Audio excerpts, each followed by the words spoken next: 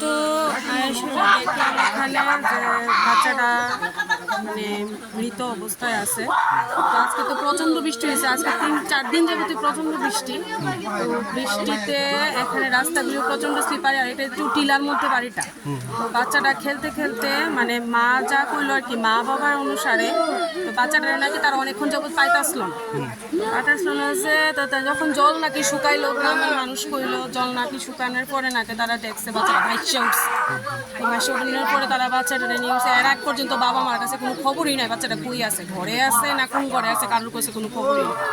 বাচ্চাটা এখানে আনার পর তুললে আনার পর দেখলাম, আমারও খবর দিল, আমিও আইলাম, এসে সঙ্গে সঙ্গে দেখলাম, শুনে সেটা দৌড়ে আইলাম। আয়া দেখলাম যে বাচ্চাটার পালস চেক করলাম, দেখলাম যে অক্সিজেন সার্কুলেশন বন্ধ হয়ে গেছে, নীল হয়ে গেছে, পালস বন্ধ হয়ে গেছে। সব কিছু চেক করার পর এর আগে বাচ্চাটা হয়ে গেছে, আমি আসার অনেকক্ষণ আগে বাচ্চাটা মৃত।